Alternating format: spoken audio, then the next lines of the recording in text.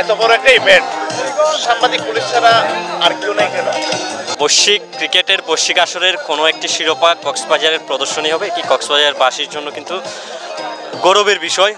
তবে এই যে আইসিসি চ্যাম্পিয়ন ট্রফি, যেটি 25 সালে পাকিস্তানে বসবে, এই আসরটি, এই শিরোপাটি যে ট্রফি, সেটি কক্সবাজার প্রদর্শনী হবে, এটির কোনো প্রচার প্রচারণা বলতে গেলে ছিল না।